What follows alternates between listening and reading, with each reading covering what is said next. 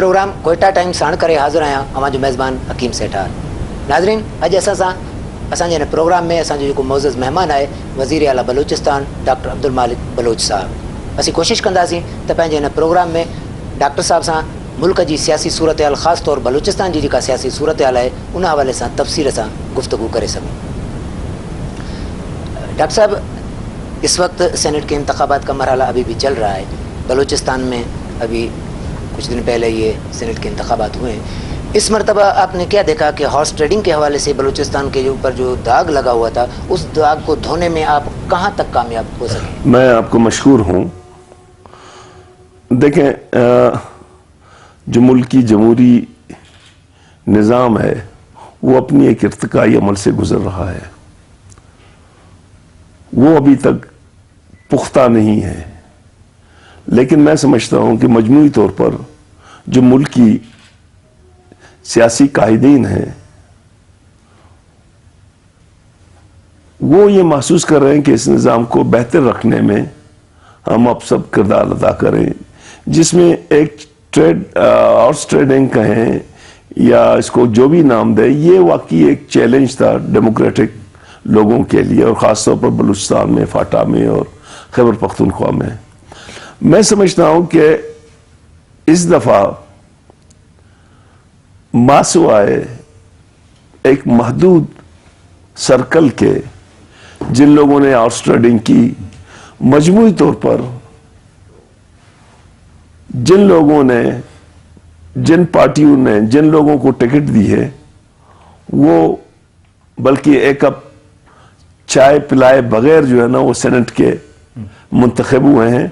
और बलूचिस्तान में ये माहौल जो पहले बहुत ख़राब था अब बहुत बेहतर हो गई है, और आस्ता आस्ता ये जो कुछ खामियां हमें नज़र आई हैं, जैसे एक आज़ाद उम्मीदवार का आना, तो ये खामियां बतरदीज ख़त्म होंगे। अच्छा सर, इस हवाले से कुछ पार्टियों की तरफ से, बल्कि नेशनल पार्टी ने भी कोई एक हफ्ता पहले वो पार्टी ज्वाइन करता है उसको टिकट मिल जाता है। जैसे डॉक्टर अशोक कुमार का इशू था कि उसको एक हफ्ता पहले वो पार्टी में शामिल हुए, उसको सेनेट का टिकट मिला।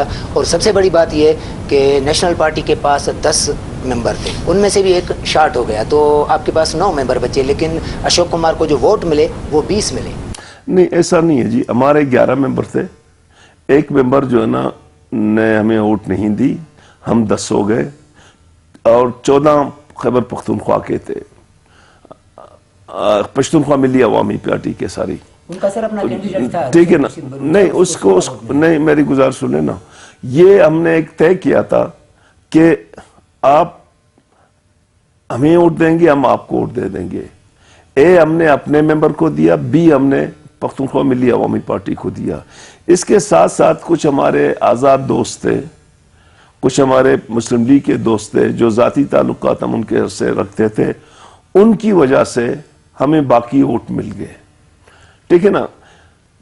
ये इस तरह से जो है ना हमारा कैंडिडेट निकल गया। अच्छा सर, सेनेट इंतखाबात में बलूचिस्तान में आपने नून लीग के साथ कोई इत्तेहाद न बना नेशनल पार्टी का।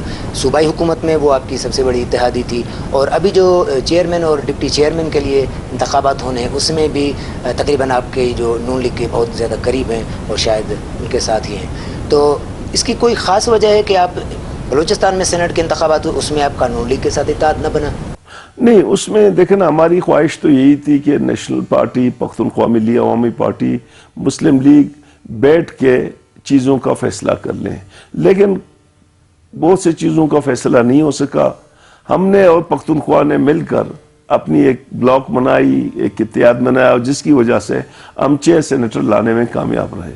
बाकी ये कि हमारी जो है ना मुस्लिम लीग के साथ इत्तेहाद है, और हमने पहले भी मुस्लिम लीग को कहा था कि जितने भी हम जीतेंगे वो आपको सपोर्ट करेंगे। अच्छा सर, सरदार सनाउल्लाह ज़हरी के इल्ज़ामात हैं कि उसका कहना है कि नेशनल पार्टी और पश्तूनख्वा की वजह से उनकी 2 सीटें जो है वो सेनेट की कम आई। इस हवाले से लेकिन मैं उस पर ज़्यादा तबसरा नहीं कर लेता हूँ।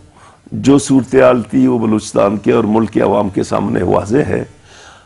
ये था कि हमने जो एक ब्लॉक बनाया, जो इत्तेहाद बना, उसमें को हमने इम्प्लीमेंट की, हमने कैलकुलेशंस की, हम ज़्यादा वेल प्लान थे, तो इसलिए जो है ना हम सीटें जीतने में कामयाब रहे। बाकी صدا صاحب نے جو کچھ کہا ہے اس پہ میں زیادہ تبصرہ نہیں کر لیتا ہوں کیونکہ تمام حالات لوگوں کے سامنے ہیں. ڈاکٹر صاحب جیسے ہی بلوچستان کی یہ گورنمنٹ آئی تو آپ کے اتحادی تھے مسلم لیگ نون، تو ان کے ساتھ تقریباً آپ کے پارٹی کے یا نون لیگ کے آپ کے ساتھ اختلافات بہرحال چلتے رہے. حالانکہ یہ مانا جا سکتا ہے کہ اتحادی حکومتوں میں اس طرح کے سلسلے چلتے رہتے، لیکن صرف نون لیگ کے ہی آپ کی حکومت میں آپ کے ساتھ یہ اختلافات کیوں؟ دیکھیں میں سمجھتا ہوں کہ جو کولیشن گورنمنٹ ہوتے ہیں وہ اسٹیبل نہیں ہوتے ہیں. بلوچستان کی بدقسمتی یہی ہے کہ بلوچستان میں 70 سے لے کر آج تک کوئی ون پارٹی گورنمنٹ نہیں آیا جو اپنی منشور کو اپنے پروگرام کو امپلیمنٹ کر سکے. یقیناً کولیشن ہوتی ہے، کولیشن میں اپس اینڈ ڈاؤن ہوتے ہیں، کبھی مسلم لیگ کے ساتھ ہوتے ہیں، کبھی پختونخوا کے ساتھ ہوتے ہیں، لیکن کولیشن ہے، ہم اس کو بڑی امیکیبلی آہستہ آہستہ چلا رہے ہیں اور اس کو انشاءاللہ چلائیں گے. ابھی بھی ثناء اللہ زہری کا کہنا ہے کہ وہ کچھ ہی دنوں میں یہ فیصلہ کریں گے کہ وہ حکومت میں بیٹھیں گے یا اپوزیشن میں بیٹھیں گے. لیکن میں آپ سے عرض کروں نا کہ کوئی بھی کولیشن گورنمنٹ اسٹیبل نہیں ہوتا ہے، ٹھیک ہے نا. کوئی بھی فریق اس کو توڑ سکتا ہے، لیکن میں سمجھتا ہوں کہ مجموعی طور پہ جو ملکی سیاسی صورتحال ہے اور بلوچستان کی سیاسی صورتحال ہے اور اس کو دیکھ کے میں سمجھتا ہوں کہ حکومت کولیشن گورنمنٹ چلے گی. اچھا سر، ثناء اللہ زہری کا یہ بھی الزام ہے کہ حکومت نے یہ جو باہر سے لوگ جو خرید و فروخت کرنے آئے ان کو یہ کہا تھا کہ بھئی جتنے آپ توڑ سکو نون لیگ کے توڑو، باقی پشتونخوا میپ یا نیشنل پارٹی کو ٹچ نہیں. ایسی کوئی بات نہیں ہے، حقیقت کا مجھے بھی پتا ہے، سردار صاحب کو بھی پتا ہے. اچھا سر، مری معاہدہ، اس کی آج کل بہت زیادہ چرچا چل رہا ہے کافی دنوں سے، بلکہ کچھ مہینوں سے. تو اصل میں عوام یہ جاننا چاہتی ہے کہ مری معاہدہ ہے کیا، اس میں کیا طے کیا گیا ہے؟ بنیادی بات تو یہ ہے کہ نیشنل پارٹی وزیر اعلی شپ کا امیدوار تھا ہی نہیں، بلکہ ہم نے مسلم لیگ کی قیادت کو یہ اختیار دی کہ وہ جا کے جو ہے نا اپنا گورنمنٹ بنا لیں، ہم اس کو سپورٹ کریں گے. مری معاہدہ اب ایک حقیقت ہے، 2.5 سال کا ہے. تو اس میں جب تک میں تو یہ بات کہتا ہوں کہ 2.5 سال بہت دور ہے، ٹھیک ہے نا. اگر میں پرفارم نہیں کر سکا، میں گڈز ڈیلیور نہیں کر سکا، تو میں اگر 2.5 سال سے پہلے بھی جاؤں کوئی بری بات نہیں ہے، ٹھیک ہے نا. میں ایک سیاسی کارکن ہوں، میں پرفارمنس اورینٹڈ اسٹریٹجی رکھتا ہوں. تو میں سمجھتا ہوں کہ جو آپ کی پرفارمنس ہے، آپ کو 1 دن کے لیے حکومت ملے یا 1 سال کے لیے ملے یا 2.5 سال کے لیے ملے، آپ اپنی عوام کی خدمت کریں. اس میں کس حد تک ہم کامیاب ہوئے ہیں یا کامیاب ہوں گے یہ عوام پہ ہم چھوڑ دیتے ہیں. 2.5 سال کا جو پیریڈ ہے کچھ بڑھ بھی سکتا ہے، اس کے بھی کچھ امکانات ہیں. دیکھیں نا، میں نے تو آپ کو ایک حقیقت بتا دیا کہ 2.5 سال کا جو ایگریمنٹ ہے وہ ایک حقیقت ہے. اچھا سر، نیشنل پارٹی 11 مئی کے انتخابات میں بلوچستان میں تقریباً 3 نمبر پر پارٹی آ گئی. حکومت کو میں جانا چاہیے نہیں جانا چاہیے، نیشنل پارٹی ایک منظم اداروں کی پارٹی ہے. ہماری سینٹرل کمیٹی نے فیصلہ کیا کہ ہمیں حکومت میں جانا چاہیے. ہم الیکشن لڑے ہیں اس لیے لڑے ہیں کہ حکومت بنائیں. اب اگر کل نیشنل پارٹی کی سینٹرل کمیٹی یہ محسوس کرتی ہے کہ جی اس حکومت میں جانے کے نقصانات بہت ہیں، تو مجھے وہ کہتا ہے کہ آپ واپس آ جائیں، میں اپنی پارٹی کے سینٹرل کمیٹی کا پابند ہوں. اچھا سر، ڈاکٹر عبدالحی کا ذکر نکل چکا ہے، تو بہت وہ سینئر سیاسی کارکن رہے ہیں اور بلوچستان کی سیاست میں اس کا بہت بڑا کنٹریبیوشن ہے. تو کیا آپ سینٹ کے انتخابات میں پارٹی نیشنل پارٹی نے ڈاکٹر حی کے حوالے سے سینٹ کی نشست کے لیے کوئی ایسا فیصلہ نہیں کیا؟ لیکن ڈاکٹر صاحب میں اس کا جواب آپ سے لوں گا. وقت ہو گیا کہ کمرشل بریک کا، میں صرف بریک سے واپس آ کر اس سوال کا آپ سے جواب دوں گا.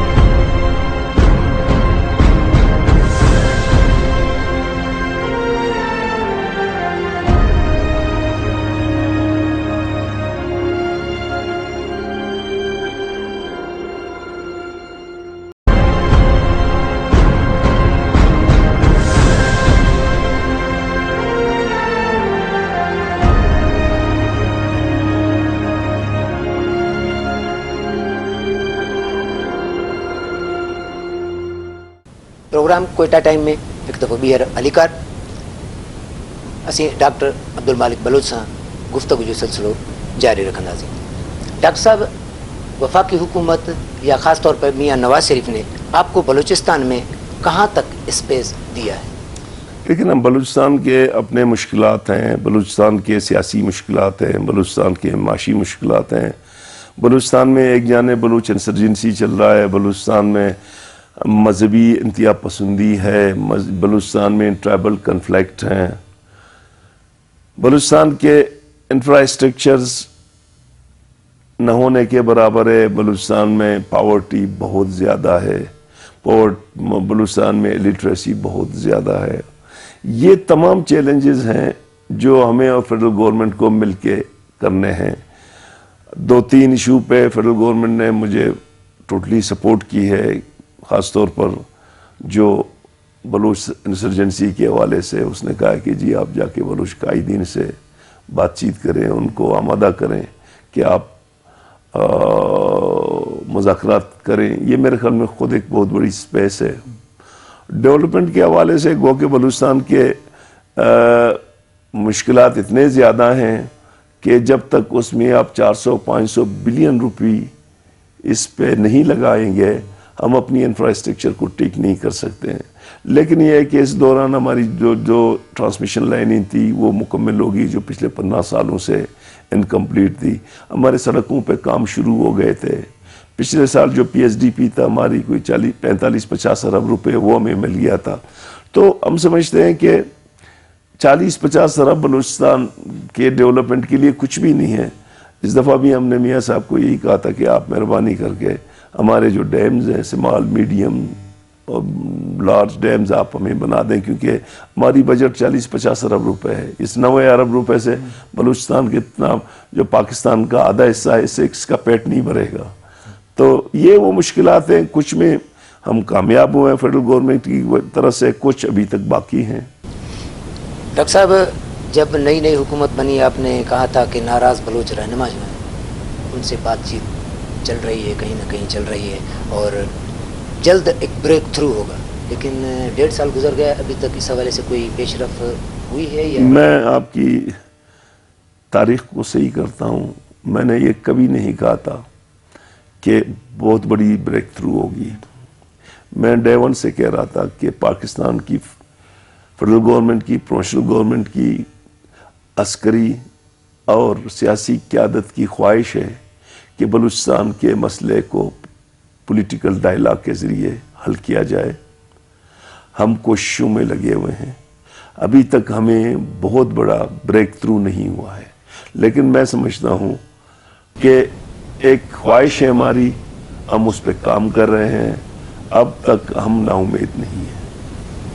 سر بلوچستان کے ہوم منسٹر کا موقف ہے کہ بلوچستان میں جو دہشت گردی کے واقعات ہوتے ہیں اس میں غیر ملکی قوتیں ملوث ہیں، تو آپ کیا سمجھتے ہیں کہ اس میں غیر ملکی قوتیں ہی ملوث ہیں یا یہاں پہ بلوچ ایشو بھی ہے؟ دیکھیں نا، بلوچ ایشو میں ہر وقت کہتا ہوں کہ میں بلوچ کو ناراض بھی نہیں کہتا، میں کہتا ہوں یہ اسکول آف تھاٹس ہے جو 47 سے ہے. کبھی زیادہ ہوتا ہے کبھی کم ہوتا ہے، لیکن اس میں ضرور چونکہ ہم ایک کنفلکٹ زون میں رہ رہے ہیں اس میں بیرونیات بھی ہیں، لیکن وہ سوچ بھی ہے. ٹھیک ہے نا. ہم یہ سمجھتے ہیں کہ اس جنگ نے ہمیں مجموعی طور پر نقصانات دیا ہے. بلوچستان میں میسیو مائیگریشن ہوا ہے، ہمارے ایجوکیشن پہ بڑے منفی اثرات پڑے ہیں، ہمارے ایگریکلچر پہ بڑے منفی اثرات پڑے ہیں. تو اس جنگ کو کسی نہ کسی حوالے سے ہمیں ڈائلاگ میں ختم کرنے کی ضرورت ہے، اور اگر وہ ڈائلاگ ہو تو بہت زیادہ بہتر ہوگا. اچھا سر، ساحل اور وسائل کی مالکی اس حوالے سے آپ کافی آپ کے بیانات بھی آتے رہتے ہیں، اس حوالے سے آپ کو کیا سمجھتے ہیں کچھ پیش رفت ہوئی ہے کہ ساحل وسائل کی مالکی مل جائے؟ دیکھیں نا، اب نیشنل پارٹی کے لیے 2 بڑے کوشچنز ہیں اس وقت بلوچ کی. ایک بلوچ کی انٹیگریٹی کہ ہمیں ایسا نہ ہو کہ ہم اپنی قومی شناخت کو کھو بیٹھیں. ہم اپنی قومی شناخت پہ بہت کانشیس ہیں. ہم یہ سمجھتے ہیں کہ پاکستان ایک کثیر القومی ریاست ہے جس میں مختلف قومیں اپنی اپنی سرزمینوں پہ رہتی ہیں اور ان سرزمینوں پہ ان کو حق حاکمی بھی ملنا چاہیے اور وہاں کا ڈیموگرافی کو خراب نہیں ہونا چاہیے.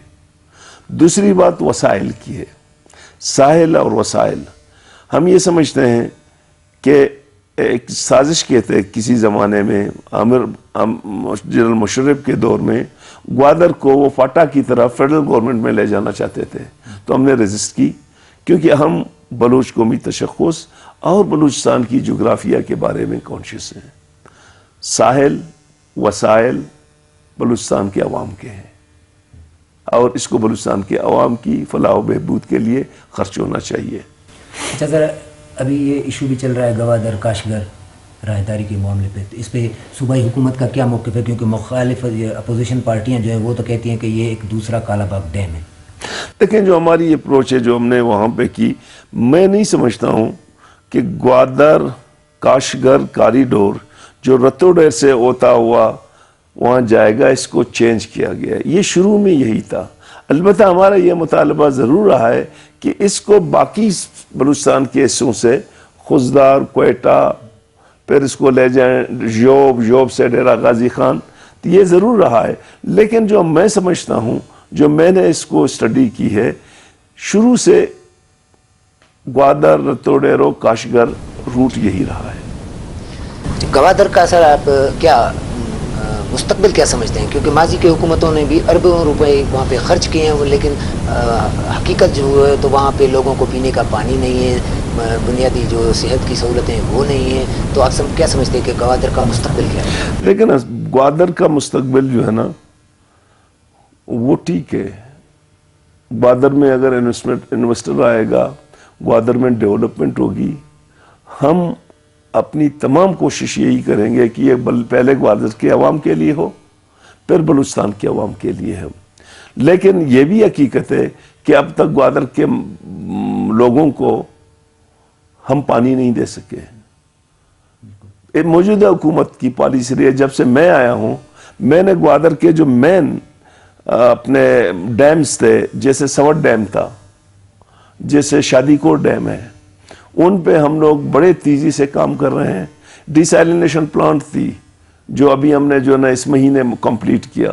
تو میں سمجھتا ہوں کہ گوادر کے جو ایشو ہیں ان کو ہم بترجیح, ہم نے وہاں ہاسپٹل کھولا ہے بہت بڑا جی ڈی اے کی طرف سے, جی ڈی اے کی طرف سے ہم نے ایک اسکول کھولا ہے, لیکن یہ وہ سہولتیں ہیں جو نہ ہونے کے برابر ہیں. تو میں سمجھتا ہوں کہ گوادر کا مستقبل گوادر کے عوام سے ہے, گوادر کی ترقی گوادر کے عوام سے ہے. اگر گوادر کی ترقی سے گوادر کے عوام کو اور بلوچستان کے عوام کو کوئی فائدہ نہ پہنچے تو شاید جو ہے نا کوئی سیاسی پارٹی بشمول نیشنل پارٹی اس کو قبول نہیں کرے گی. ڈاکٹر صاحب, آپ نے بلوچستان میں تعلیمی ایمرجنسی نافذ کی, اس کے باوجود بھی یہاں ابھی جو ریسنٹلی امتحانات ہوئے کاپی کلچر وہ بھی عروج پر رہا. آپ کیا کہیں گے کہ وہ آپ کی جو پالیسی؟ دیکھیں, میں آپ سے عرض کروں نا کہ یہ ایسی عمل ہم نے شروع کیے جو پہلے کبھی نہیں ہوئے تھے. یہ عروج پہ نہیں رہا. میں آپ کی سٹیٹمنٹ سے اختلاف رکھتا ہوں. ضرور ہوا ہے لیکن بہت کم ہوا ہے. This is a first time, this is a first time کہ ہم نے secretary level, commissioner level, D C level کے لوگوں کو آن بورڈ کیا ہے, اور اس پہ ہمیں خاطر خواہ نتائج ہمیں ملے ہیں. میں یہ نہیں کہوں گا کہ ختم ہوا ہے, لیکن میں یہ ضرور کہوں گا کہ ایک حد تک جہاں تک ہماری رسائی ہوئی ہم نے اپنے بچوں کو چیٹنگ سے روکا, اور انشاءاللہ ہم ایگزامینیشن پیٹرن, پیپر پیٹرن اس سب کو چینج کریں گے اور بچوں کو, اپنے بچوں کو سہولت دے دیں گے کہ ان کو بھی کوئی پڑھانے والا تو ہو نا. اب کیمسٹری میں کوئی پڑھانے والا نہیں ہے, فزیالوجی اس میں فزکس میں نہیں ہے, تو بچے نقل نہیں کریں گے کیا؟ تو ہم ان کو وہ سہولتیں بھی دینے کی کوشش کر رہے ہیں جو ان کی صلاحیتوں کو نکھارنے میں کردار ادا کر سکیں. ڈاکٹر صاحب, تعلیم کی بات نکلی ہے تو ڈیرہ مراد جمالی ڈویژن ہے یا سبی ڈویژن ہے, ان دونوں ڈویژنوں میں ایک بھی میڈیکل کالج نہیں ہے. اور نہ ہی کسی یونیورسٹی کی کوئی کیمپس ہے. جب ڈگری کے امتحانات ہوتے ہیں تو ایک اسٹوڈنٹ کے لیے 30,000 تک کا خرچہ بڑھ جاتا ہے کہ وہ 1 سال کا امتحان دے. اس سے پھر جو جعلساز ہیں وہ فائدہ اٹھاتے ہیں. جو ایک نوجوان جو 30,000 روپے صرف ایک امتحان کے لیے خرچ کرے، اس سے بہتر وہ 5,000 میں اس کو میڈیکل کا سرٹیفکیٹ مل جاتا ہے، LLB کا مل جاتا ہے. تو اس حوالے سے آپ کی ترجیحات میں ہیں کہ ان ڈویژنوں میں بھی، ان 2 ڈویژن جو ایجوکیشن کی اس وقت ہماری بجٹ تھی، ہم جب آئے تو 4% تھا، ہم اس کو ابھی 24-25% تک لے گیا. نصیر آباد ہمارا زرعی علاقہ ہے اور وہاں ہمارے پاس صرف زرعی جو نہری نظام ہے وہ صرف نصیر آباد میں ہے. ہم نصیر آباد کی وہ تمام چیزوں کو، چاہے وہ پٹ فیڈر کا مسئلہ ہو، چاہے اس کا ایجوکیشن کا مسئلہ ہو، چاہے ان کا عدالت کا مسئلہ ہو، ہم اس کو اپنا سمجھتے ہیں. آج میں CB سے آیا ہوں اور CB میں آج ہم نے 2، ایک سردار چاکر اعظم یونیورسٹی کا سنگ بنیاد رکھا ہے اور دوسرا ایک ریزیڈنشل کالج کا. تو میں سمجھتا ہوں کہ ہم بتدریج CB اور نصیر آباد کو وہ سہولتیں دیں گے جو باقی ڈویژنوں کو ہم دیں. ناظرین، اتنے وقت تھی ویو ہے ایک ننڈڑے وقفے جو وقفے کھاں پوئے ڈاکٹر عبدالمالک بلوچ سان اساں جو گفتگو جو سلسلو جاری رہندو.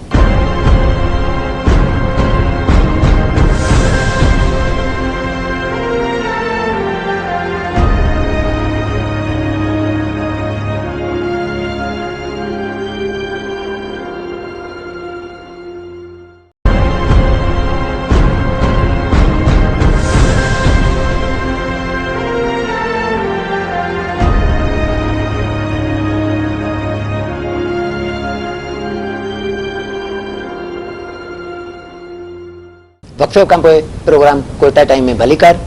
ناظرین، اساسا موجود ہے وزیر اعلیٰ بلوچستان ڈاکٹر عبدالمالک بلوچ. ان سان جو گفتگو جو سلسلہ ہے وہ جاری ہے.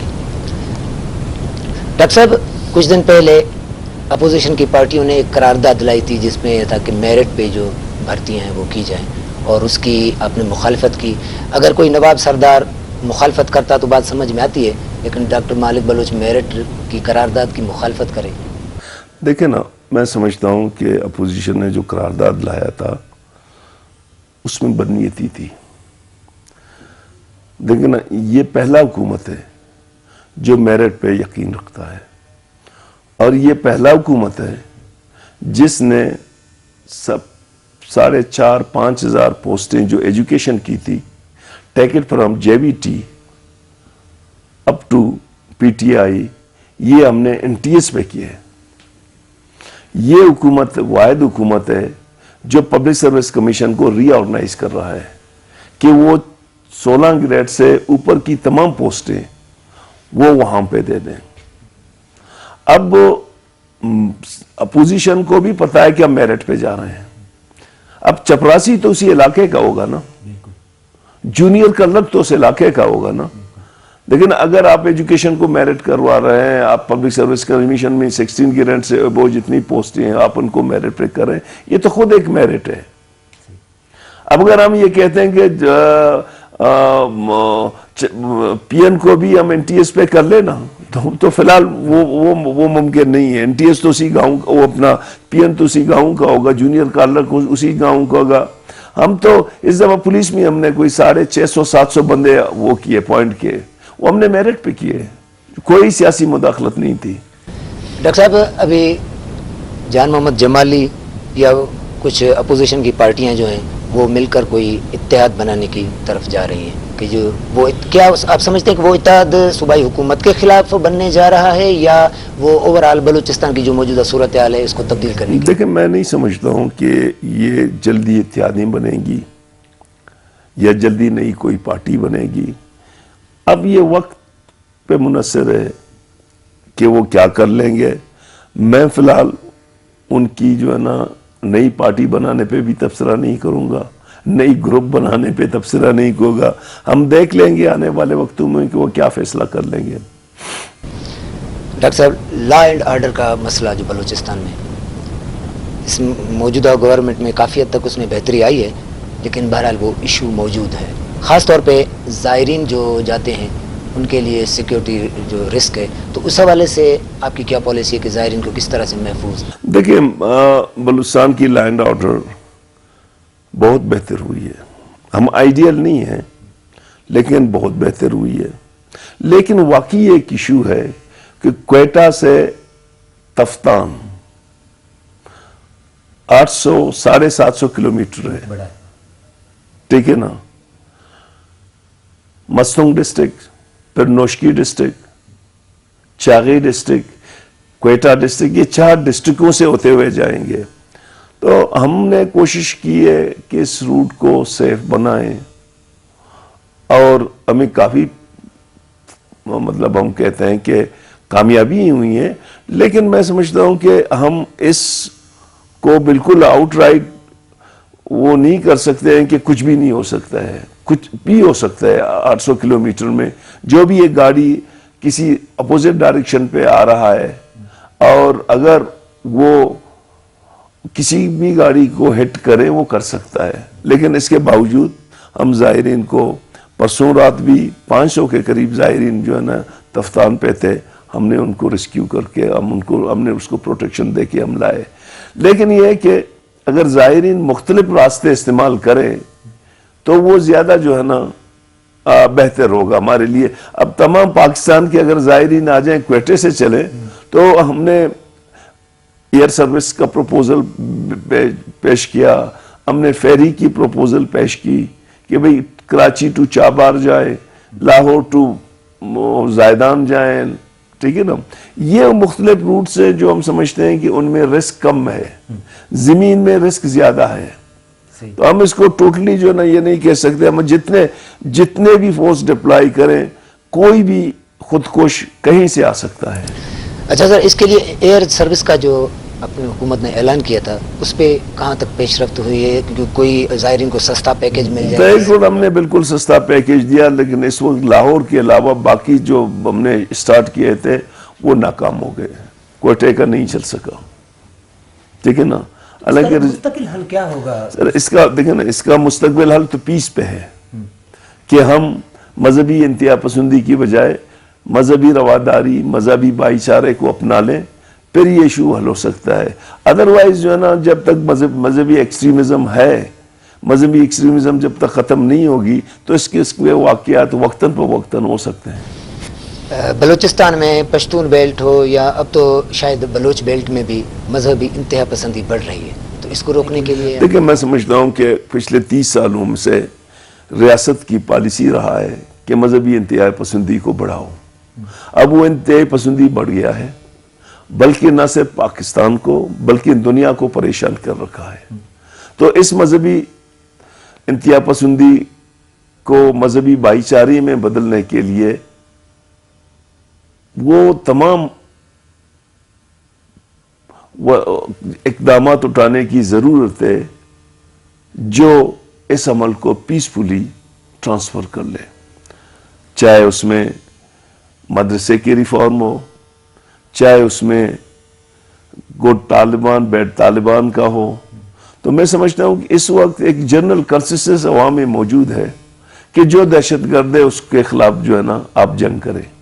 اور یہ جو جنگ شروع ہوا ہے انتہا پسندی کے خلاف یا مذہبی دہشت گردی کے خلاف، اس میں کافی پیش رفت ہوئی ہے. اگر ہم ریاستی طور پر مذہبی انتہا پسندی کو روکیں تو ہم اس کو with the passage of time, 1 سال 2 سال نہیں روک سکتے، but with the passage of time آپ اس کو روک سکتے ہیں. داعش کی موجودگی سمجھتے ہیں آپ کہ داعش کی دیکھیں موجودگی؟ میں تو داعش کو ایک تنظیم کے طور پر نہیں دیکھتا ہوں، میں داعش کو ایک آئیڈیالوجی کے طور پر دیکھتا ہوں، ایک اسکول آف تھاٹس کے طور پر دیکھتا ہوں. یہ اسکول آف تھاٹس موجود ہے، کہیں کم ہے کہیں زیادہ ہے. اس کو کیا آپ نام دیں گے؟ داعش کا نام دیں گے، دوسرا نام دیں گے، بٹ فکری طور پر وہ موجود ہے. اور اگر انتہا پسندی کو آپ نے ڈسکریج نہیں کی تو یہ رجحانات آگے جائیں گے.